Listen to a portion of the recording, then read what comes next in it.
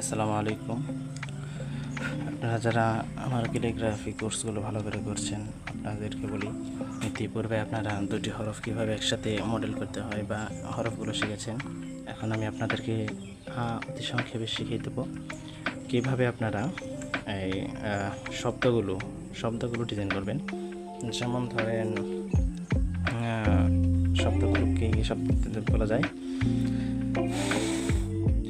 যেমন ধরেন আল্লাহুটা অনেকভাবে লেখা যায়। আপনারা অনেকেই আছেন যে করতে পারেন। আল্লাহু মডেল কীভাবে করবেন আপনারা মডেল করতে পারেন। আমি কয়েকটি মডেল দেখিয়ে দিচ্ছি।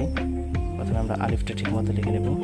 আলিফ, আমি বলেছি লামের মাথাটা এভাবে আসে, একটু নিচে দিয়ে নিলে সুন্দর হবে আর কি। আল্লাহটা লামের মাথাটা নিয়ে নিলাম। লামের মাথাটা নেওয়ার পর একটু পার্থি টেনে নেব। ঠিক আছে, এই টানটা একটু বেশি দেব যাতে করে আল্লাহর লামটা অনেক সুন্দর করে বসানো যায়। তারপর এইখান থেকে আরেকটা এইভাবে টান দিয়ে এই মাথার এখানে এসে লাগাবো।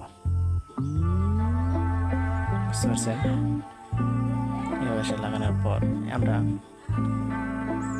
এইখান থেকে এইভাবে দেব আর এইখান থেকে এইভাবে টেনে নেব। তাহলে দেখাবে ডিজাইনটা সুন্দর হবে আর কি। বুঝছেন?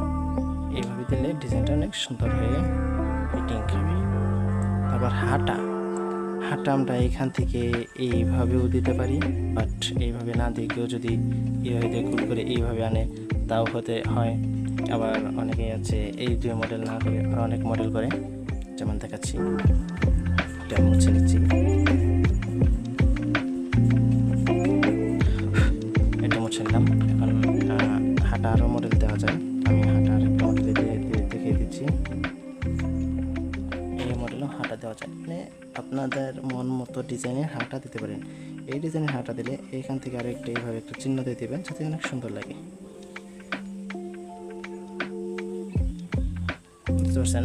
আশা করি বুঝতে পেরেছেন। মানে ক্যালিগ্রাফির ক্ষেত্রে প্রত্যেকটি হরফ আপনারা এই টানটা রেখে শুধু হরফের মাথাটা বুঝিয়ে দিলেও চলে, কিন্তু আলিফটা আপনাদের সোজাই হবে শব্দ লেখার ক্ষেত্রে। আল্লাহ লেখার ক্ষেত্রে লাম যেভাবে আছে ওইভাবে, শুধু আলিফের মতো এই টানটা সবসময় শো করবেন। তাহলে ক্যালিগ্রাফির সৌন্দর্যগুলো অনেক সুন্দরভাবে ফুটে উঠবে। এখন চলুন দেখাই মোহাম্মদ। আল্লাহ মোহাম্মদ, এই দুটি শব্দ অনেকেই আপনারা ভালো করে শিখতে চান। এই দুটি শব্দ আমি আপনাদের ভালো করে শিখিয়ে দিচ্ছি। একটা হচ্ছে যে মোহাম্মদের প্রথমে কি মিমটা আমরা প্রথমে মিমের মাথাটা বানাবো। এইভাবে টান দিয়ে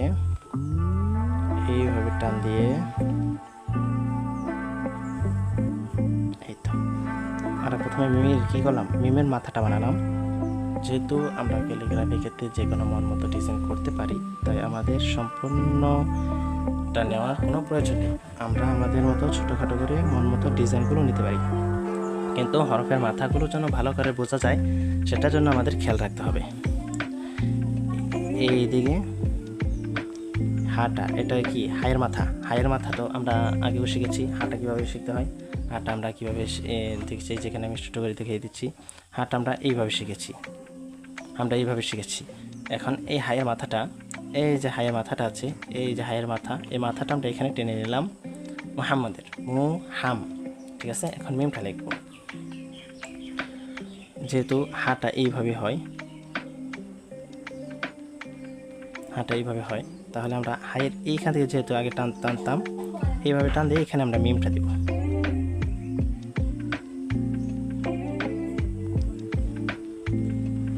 শব্দের মাঝখানে মিম লিখলে এইভাবে লেখা যায় বা ডিজাইন করা যায়। ঠিক আছে, এইভাবে ডিজাইনটা করা যায়। তারপর আমরা যেহেতু এইখান থেকে টান দিলে আমাদের কষ্ট হয়ে যাবে, তাই আমরা উপর থেকেও টান দিতে পারি। দালের টানটা আমরা উপর থেকেও দিতে পারি, বাট আমাদের কোনো সমস্যা হবে না।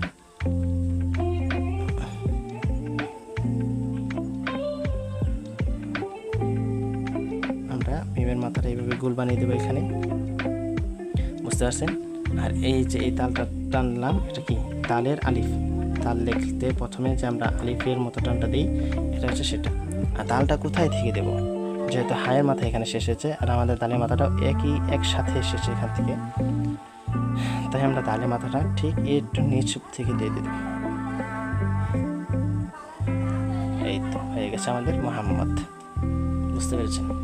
আমি দালটা আপনাদেরকে যেভাবে আগে দেখিয়েছিলাম হরফের মধ্যে, দালটা সেইভাবে রেখেছি।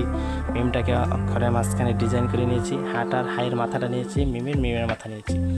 এইভাবে আমরা প্রত্যেকটি হরফ, প্রত্যেকটি শব্দের মাঝখানে আমরা এইভাবে অক্ষরের মাথাগুলো বসে বসে নতুন নতুন ডিজাইন বানাবো। আর সবসময় যখন আমরা নতুন নতুন ডিজাইন তৈরি করব, তখন ডিজাইনের ক্ষেত্রে প্রথমে আমরা ওই ডিজাইনটাকে প্রথমে লিখে নিব। এমনি কলম দিয়ে দাগিয়ে লিখে নেব। যেমন আমি এটা লিখলাম, ঠিক আছে? এটা এইভাবে লিখেছি। আপনারা এইভাবে প্রথমে আপনারা এই করে নেবেন সুন্দর করে, এইভাবে আপনারা সুন্দর করে এই করে নেবেন, ঠিক আছে?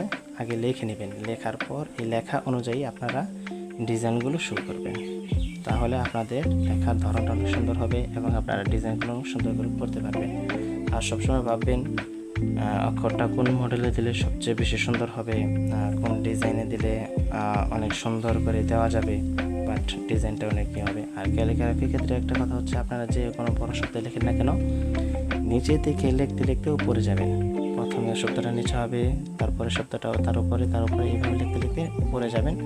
তাহলে আপনাদের ক্যালিগ্রাফিটা সুন্দর হবে এবং যারা ক্যালিগ্রাফার আছে আপনি কী লিখেছেন তারা সবাই অনেকে ভালো করে বুঝতে পারবে।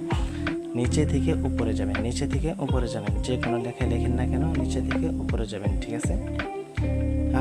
এইভাবে ক্যালিগ্রাফিগুলো শিখবেন। আশা করি অনেক ভালো করে বুঝতে পেরেছেন। আজকে এই ক্লাসটা এই পর্যন্ত নিয়ে এসেছিলাম ছোটোখাটো করার জন্য। ও আরেকটা কথা মেসেজ দিয়ে রাখি, সেটা হচ্ছে আপনারা অনেকে আছেন বাংলা ক্যালিগ্রাফি শিখতে চান, ইংলিশ ক্যালিগ্রাফি শিখতে চান।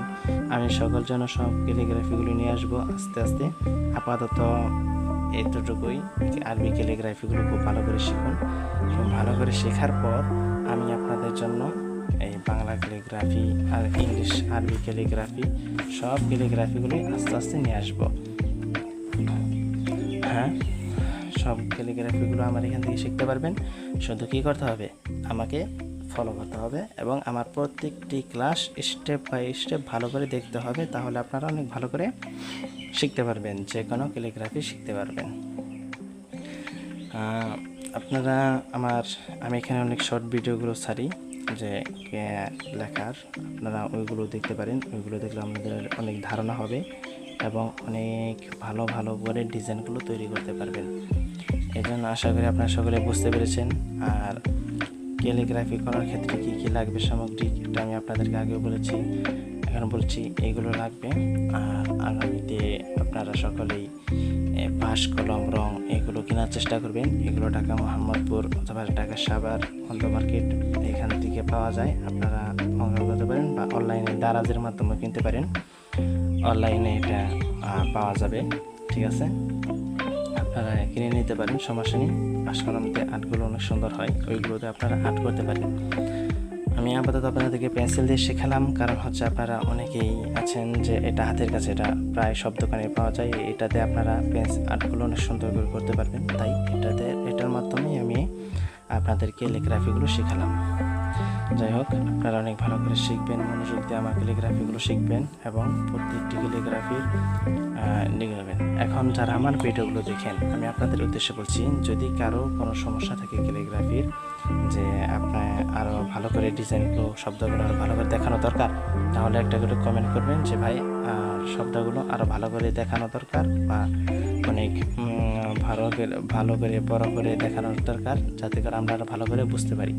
তাহলে আমি আপনাদের জন্য আগামী ভিডিওতে আরও বড় বড় শব্দগুলো, যেমন কোরআনের আয়াত আছে অনেক বড় বড়, ওইগুলো আয়াত কীভাবে ডিজাইন করবেন সেটা আমি আপনাদের মাঝে নিয়ে আসবো ইনশাল্লাহ। তো আজকে এই পর্যন্তই। আসসালামু আলাইকুম।